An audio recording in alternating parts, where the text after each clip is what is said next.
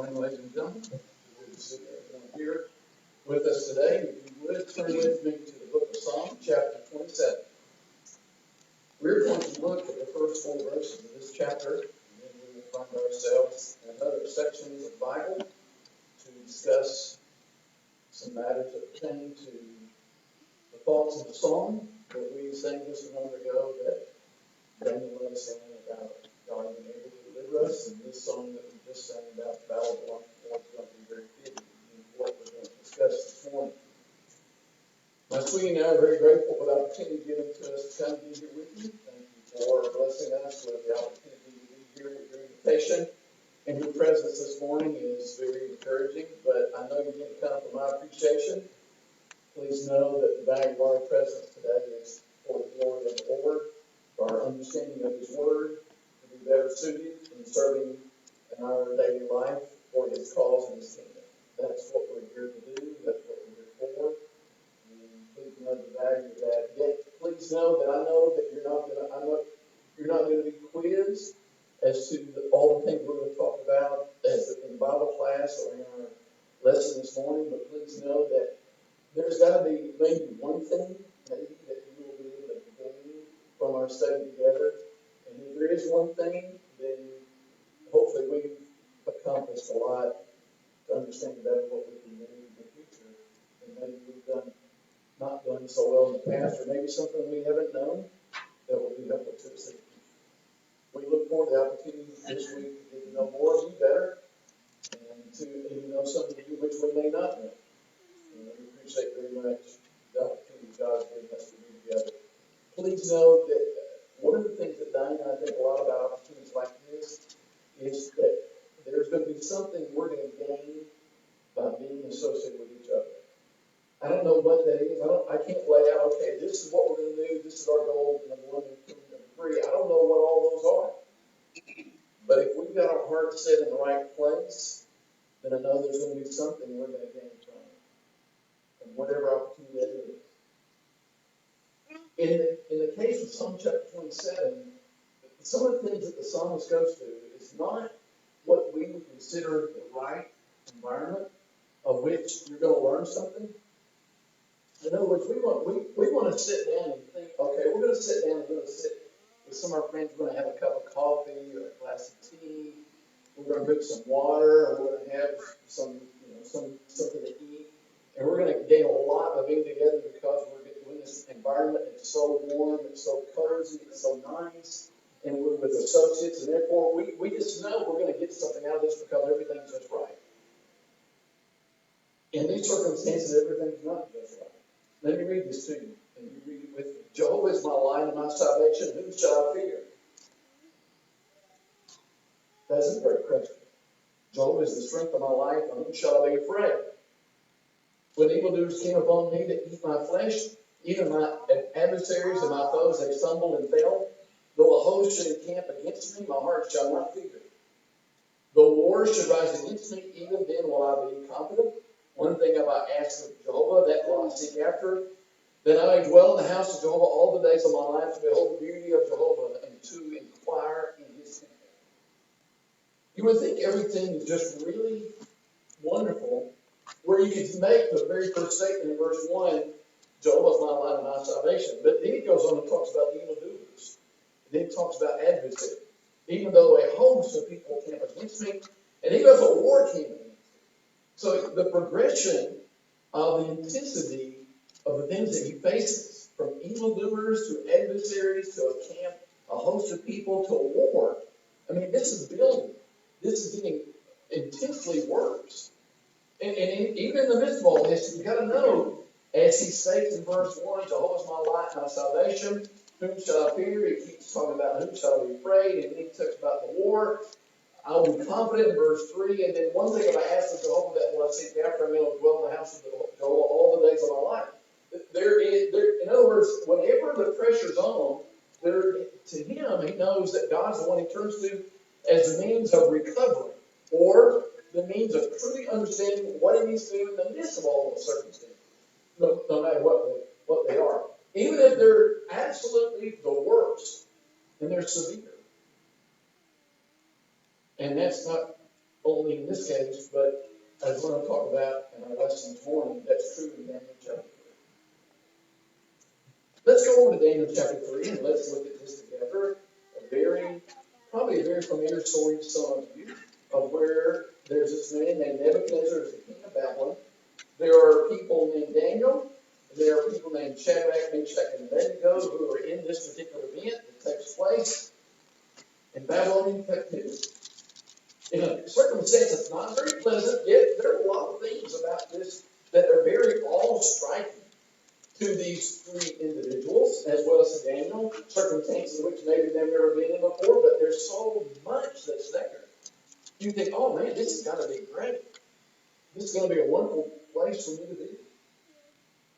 Well, when you're put in captivity, it's not very, very pleasant. Yet, for him, they're going to Nebuchadnezzar's going to try to change their mind about certain things. You go back to chapter 1, and you see he's going to try to transform their mind into the Chaldean lifestyle behavior, attitudes, things around them, everything about it. He's going to try to transform their mind into something that will be conducive to a Chaldean. Israelites not used to that. The Jews not used to that.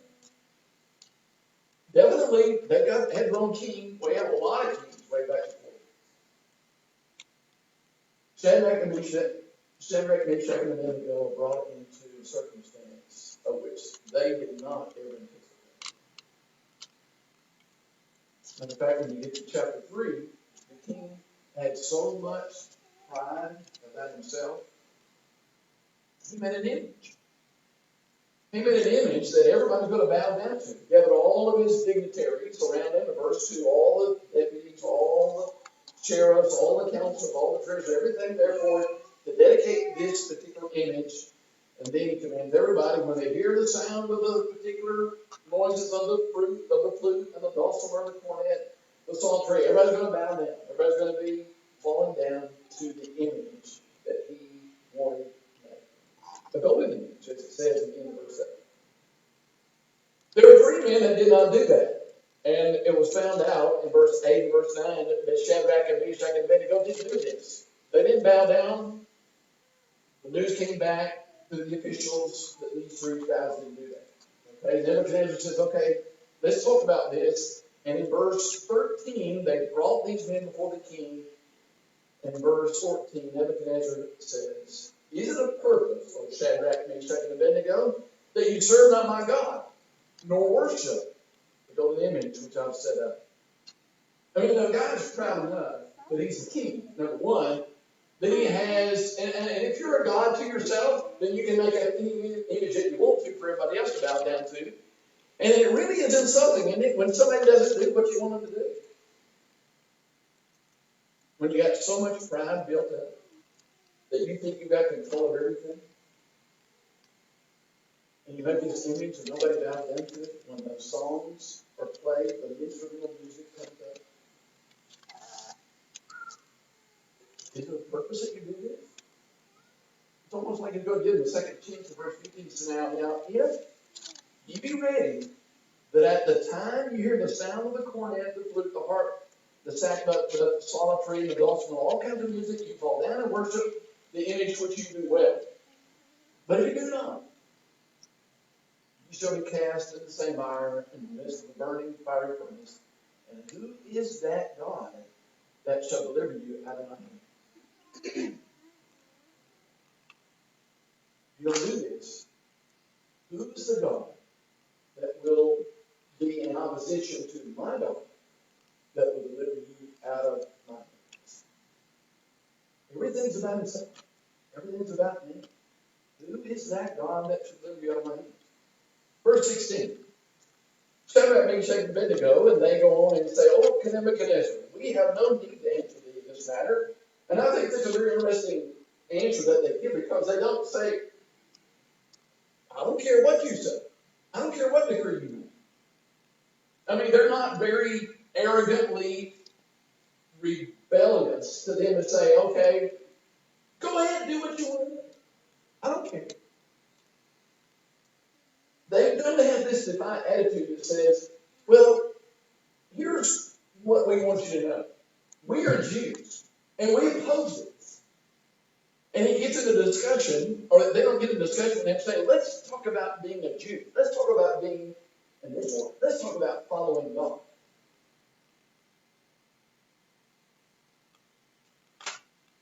But here's what they say.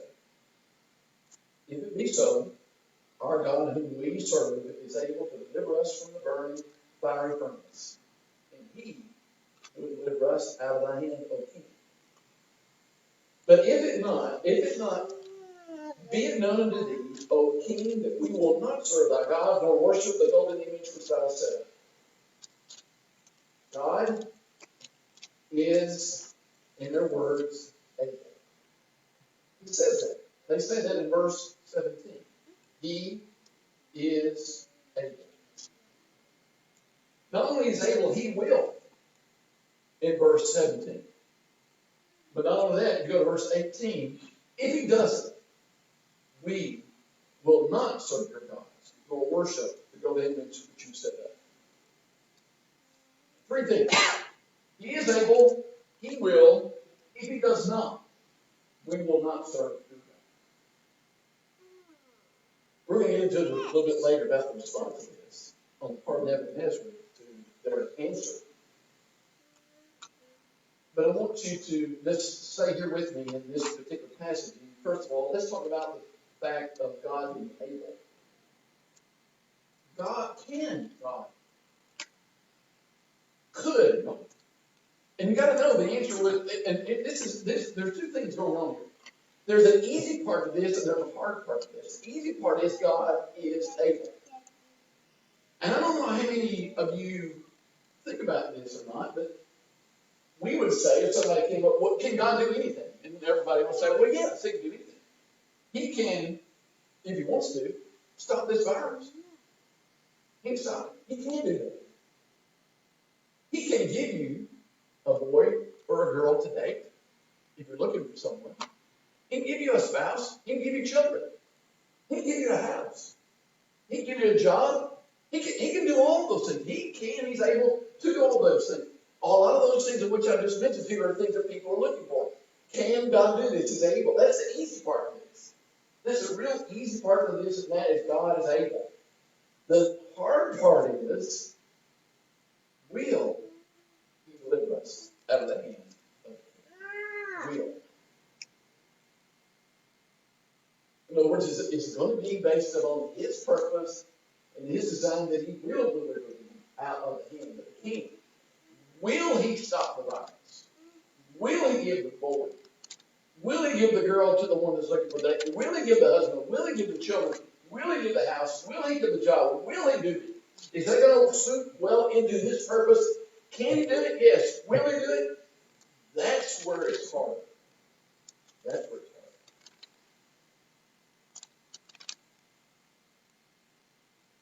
hard. Trying to put those two things together is a very difficult thing. Come over to, well, hold your hand over here in the book of Daniel chapter 3 and go back. And one of the passages that we looked at in the Bible class in Philippians chapter 2, something that was stated about Jesus Christ coming to the world that is mentioned, verse 6, who existed in the form of God, cannot being on equality with God a thing to be grasped, but even himself taking the form of a servant, being made in the likeness of men, being found in fashion as a man, he humbled himself, becoming obedient unto death, even death of the cross. And we say, if you look at everything that circles around Jesus' death, you got to go over here to John chapter 12 and think about, okay, can God deliver Jesus from being crucified? And you know the answer would be yes. In John chapter 12 and verse 26, if a man serve me, let him follow me, and where I am, there will also my servant be. If any man serve me, him will I honor, will the Father honor. Now is my soul troubled, and what shall I say? Father, save me from this hour. Can God do it? Yes. God is able to save him from this hour. But for this cause came I unto this hour. Okay, if you notice in verse 26 and 27 of the book of John chapter 12, that's almost the same thing as you got over here in Daniel chapter 3, verse 17 and 18. Father, glorify thy name. There came therefore a voice out of heaven saying, I have both glorified it and will glorify it again. Here's the interesting thing. The easy part of God delivering Jesus from being crucified are 12 legions of angels. God can do that. We think 12 legions of angels is pretty. That's a pretty tall order. But for Jesus, that's easy. Let's do something to remove the possibilities of crucifixion and death, and let's call 12 legions of angels and wipe them all out. That's easy. God can and able to do it. That's John chapter 12. Will he? That's the hard part. Not only in this case, but when Jesus was in the garden and the circumstance was, not as I will, but thy will be done, God can deliver him. But God did not. And here's the most interesting thing that's really parallel with the book of Daniel chapter 3. God is able, God is will, but for Jesus, God's will was done. But he would not serve Satan in the midst of the suffering and the mockery and the insults and the ultimate crucifixion. So as a result of this, when you go back to Daniel chapter 3, verse 1, as a result of the answer that is given by the three men, Shadrach, Meshach, and Abednego, Shadrach, Meshach, and Abednego have now insulted him to the point that, as it says in verse 19, this man's countenance has changed tremendously. He is full of fury. I don't know if you've ever seen people who are really hot-headed or really upset or really intensely angered. It's almost like their blood goes all the way to their head, and their face starts turning different colors, and their whole countenance changes. And the beads of sweat probably sometimes come out the side of their temples, and all of a sudden you think, I don't know what this guy's going to do next. I don't know if he's going to pull a gun on me. I don't know if he's going to lash out. I don't know if he's going to punch me. I don't know what that person's going to do. His fury. So much so that to the entry that these men give, he says, turn the heat up. Not just one level, not from 400 to 450. Let's make it 700. Let's make it 7 times hotter than what it is. You're supposed to be putting these people in the fire within an hour once they disobey the command of God. The intensity of this heat is such that when you get to verse 22 and 23, the men who are going to take Shadrach, Meshach, and Abednego to the fire, they're killed. They're slain. And they fall down in verse 23, bound into the midst of the burning furnace. 7 times hotter than a wizard would be for anybody else. Instead of trying to go into the reason as to why he would make it 7 times rather than 6 or 20 times, it's not really that important as to know, based on the intensity of a person's disposition and attitude, their anger reaches a level that they want to put as much heat and suffering on the hearts and the lives of other people. That's exactly what happens here. God is able. God will. When the heat is rising to a level in your life, what is it that you think God will do? When Jesus came into the world, what do they think this guy's going to be? He's going to be the king. He's going to rescue us. He's going to be the one that will overcome the Roman Empire. He's going to be the one that will comfort us. He'll be the one that will heal all our diseases, raise all of our dead. He'll be the one that will give us whatever it is we need. That's what their will of Jesus would be. That's not what God's will is. God allowed his own son to be put in the fire. Let's talk about fire this week. And let's talk about this fire which these people have put in. When you talk about the fire which these people are put in, this intense heat, the most amazing thing about this is probably as hot as you'd ever find anybody food. But in the fire is where God is going to be glorified. In the scriptures, let's go back to the book of Psalm chapter 66 just a minute. That's putting us in the fire is exactly what God does.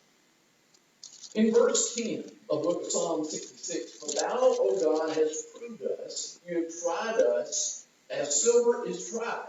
How do you try silver? Beating. You just cut it up. No, you put it in the fire and you mold it. You bring it out. And then he says, thou hast tried us as silver is tried, thou broughtest us into the net, thou layest a sore burden upon our loins. When thou didst cause men to ride over our heads, we went through the fire and through water, but thou broughtest us out into a wealthy place. God is able, but God puts us through the fire. Proverbs chapter 17. Proverbs 17, verse 3. The refining pot is for silver, and the furnace for gold, but Jehovah tries the hearts. That's what he says about us. In Isaiah, the prophet Isaiah says in Isaiah chapter 48, beginning in verse 8, yea, thou heardest not, yea, thou knewest not, yea, from old thine ear was not open, for I knew that thou dealt treacherously, and thou hast called a transgressor from thy womb. For my name's sake will I defer my anger, for my praise will I refrain from thee, that I will cut thee not off. Why not? Why don't you just cut us off? In verse 10, behold, I refined thee, but not as silver. I have chosen thee in the furnace of affliction. For my own sake will I do it. For how should my name be profaned? And my glory will I not give to another. He is warning us. God's warning to put us in the fire. To prove us. To refine us. To cleanse us. To purify us. You've probably heard it said, how do we know where we stand until we're tempted? This is almost the same thing in circumstances which Shadrach, Meshach, and Abednego faced here in Daniel chapter 3. How do you know where they stand until you put them in the fire? There's no indication here. Nothing is implied to say they're swerving, they're trying to get out of the hands of the people that are going to throw them in the fire. They're trying to get away, and as soon as these guys that are dead that are taking them there, they run away. It's nothing about that. And do not be bitter because of what's about to happen.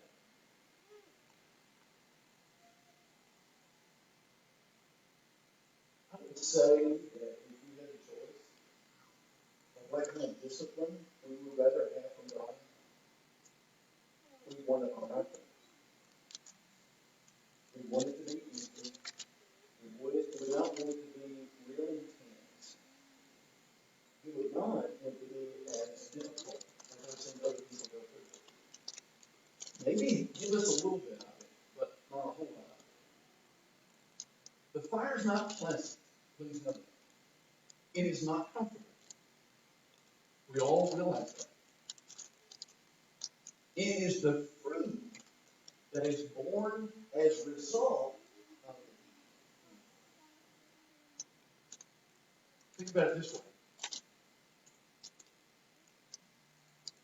Cheryl and Kate were talking to us last night about getting all these apples, pressing them into apple juice. We love apples this time of year. The heat is what brought those apples into being born. That's the fruit from the heat. It is the same heat that in Arizona brings absolute barrenness. The heat is so intense out there. There's no apple trees that survive out there. Like there are here. The same heat, the same sun is that which brings about fruit. Over here, it's thorns and barrenness. For over here, it's all these apple trees that we're so wonderfully enjoying.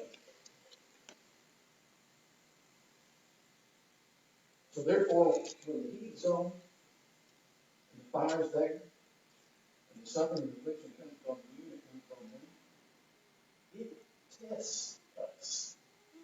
Our faith. Is God able? Yes. Will He? He will provide for you in the midst of the heat and in the midst of the fire. And understand that you're either going to come out barren, and your faith is going to just go up in smoke, or your faith is going to be strong and you're going to bear fruit for Him. We want it easy. We want it comfortable. But God is able and will under the most difficult circumstances.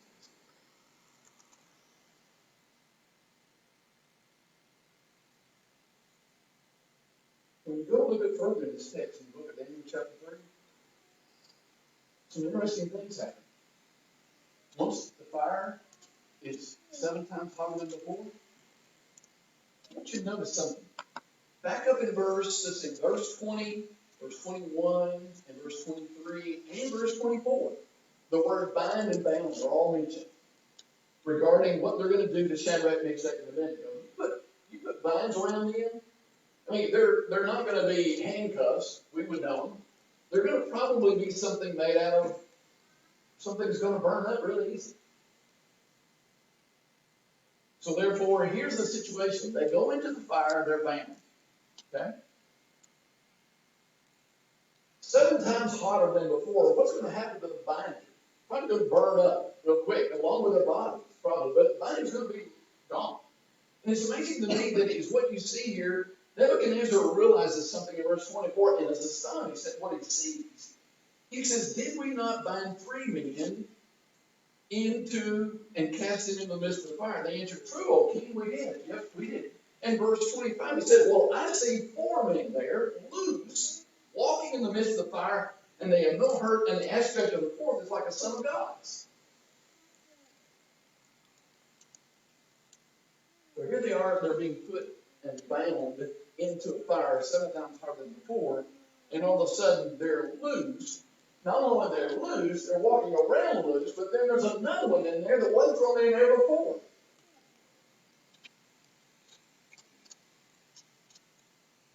Let me relay something to you that may answer this. And it is from the book of Luke chapter 4, where there's a statement that is made by Jesus himself in chapter 4 of the book of Luke, when he's standing there in the synagogue in Nazareth.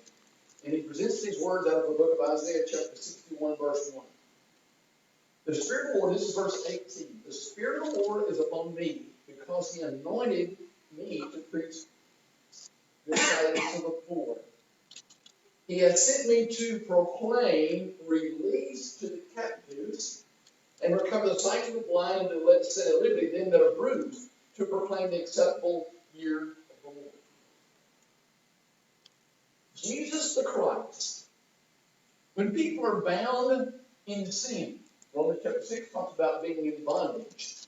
This bondage of which we're living in from every single day, who's able to deliver us? Who is our refuge? Who's our strength? Who is the one that will help us when circumstances around us are like Psalm chapter 27 says, we're compassed about with so many adversaries, so much pressure, like a camp of people around us that can't wait to do battle and do war against us. What's going to happen when the heat is on our life?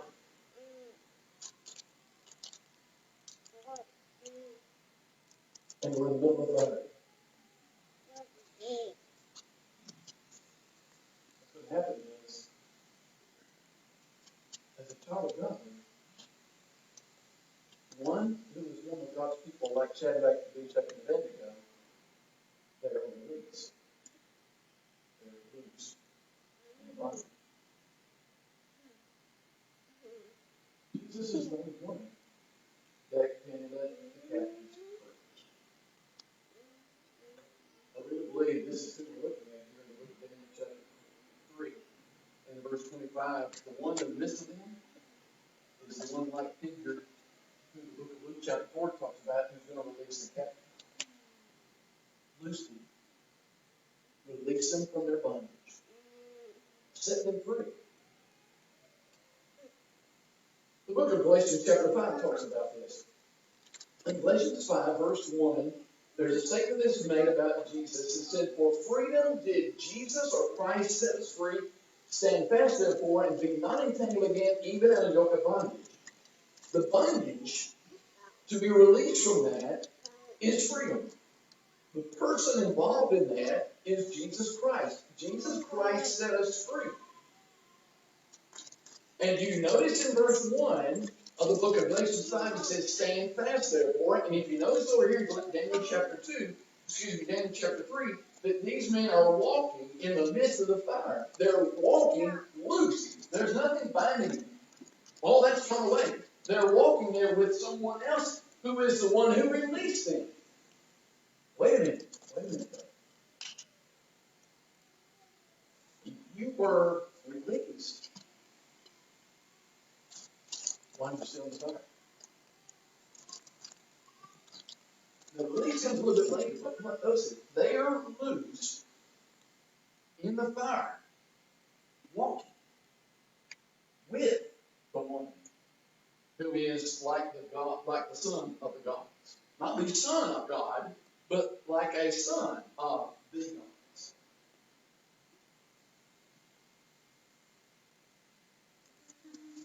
In the difficulties that life you face, the sufferings, the afflictions, the fire, the pain, all the intense moments of which you face, how is it that you most often handle that? In other words, how do you get peace and release and freedom from all that? I go to the doctor. When I go to the doctor, I tell them, this is hurting, and I'm depressed about this, and I'm anxious about this, and this is difficult, and that's difficult, and it gives me medicine. Other people, they don't even go to the doctor. They'll go to the liquor store. Some people don't go to the liquor store, they'll go out on the street, find somebody that can give them something. They'll make them feel better. And if there's not anybody around them, they'll go find somebody that's a good buddy of theirs and talks to them. It kind of just gets it off their chest, as they say. Because there's so many difficult things, there's so much pressure, so much affliction, so much heat on their life, they don't know where to go, so they just start telling everybody, or this person is a good friend of theirs, everything they want to know. Or things that they may not have wanted to know that they got.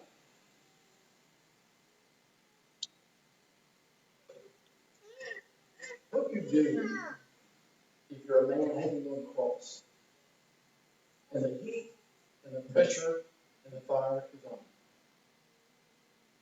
You look down at all those people, and you say, "Father, forgive them, for they know not what they do." If you're an apostle, and they throw you in prison because you're teaching about Jesus, and the heat, and the pressure, and the affliction, and you know what? Don't know what they're going to do with you while you're bound in prison. What do? You start singing and praying. And if you're an apostle, and there's this particular difficulty that you're facing, a thorn in the flesh, as Paul talked about in 2 Corinthians chapter 12, and you're dealing with this, and you pray to God, let it go, get rid of it, do something with it. Comfort me, help me. What do you understand? That through your weakness, there's power and strength. So here's what I'm here to tell you, folks, about what's going on here in Daniel chapter 3. In the midst of all the heat, in the midst of all the suffering, in the midst of all the affliction, whatever the pressure is that you're dealing with, please know that God is able, God will, and if you're going through the fire, there's always going to be Jesus Christ in the location of the fire with you, loosing you, giving you an opportunity to be set free in the midst of the fire, enabling you to be who He wants you to be. While you're wishing it goes away, in the midst of what you're dealing with, God's going to be right there with His Son. And He's going to give you freedom in the midst of the fire. And you'll be walking. You may not. Unless you choose not to have that. once these men are delivered, this is chapter 3, verse 28. Nebuchadnezzar spake and said, once they're out, and you got to know that there is no. It is amazing to me to see people who go through such intense suffering and afflictions, through cancers, through diabetes, through all kinds of difficult diseases and all this. And you look at it, and I've heard people say this more times than not. These people come into the church building and they worship, and you look at them and say, it doesn't look like they suffer from anything. But I know they're hurt. And I know you look into the eyes of people this morning who are in the middle of suffering. I don't know what that is. I don't know what the heat is. I don't know what the fire is. And you may come in and you ask you how you're doing, and you say, fine. Okay. But we really hope, we really pray, you're one of the individuals that in the midst of the heat and the suffering, realize there's somebody right beside you that will help you live and set you free, and you walk in righteousness and truth.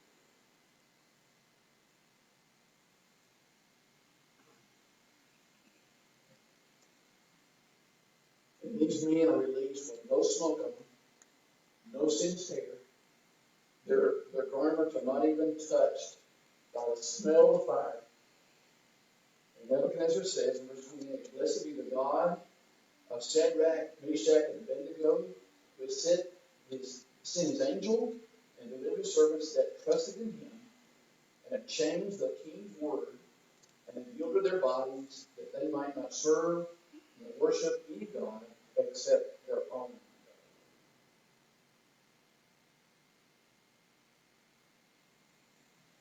And I hope that you got to the point that you're doing that. Please know that when you go and walk through the fire, you do not go by yourself.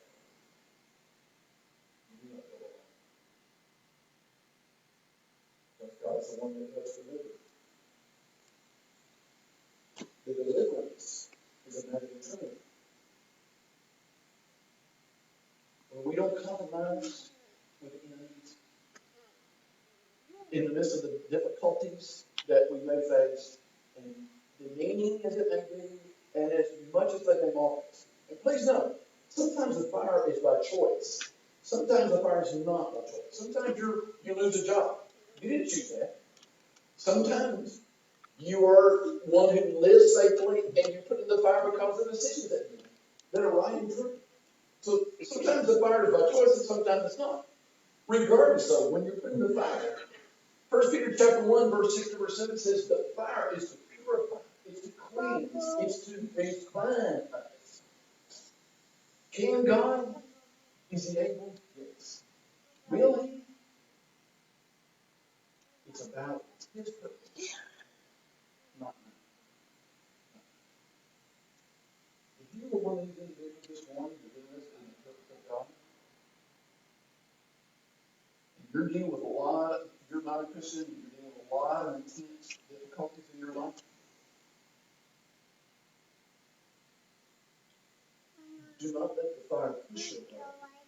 Let the fire come. Let the fire out of you come to one of you away. And you loose the bonds. And you'll be right there with you through the fire. And deliver them from them. Your confession of Jesus as the Christ is the first step of your belief. And then it takes you to the point of changing, where you resign yourself to the one who releases the bondage of sin, and you want to be the one who will be baptized and wash everything away. Doesn't mean that the heat won't go away.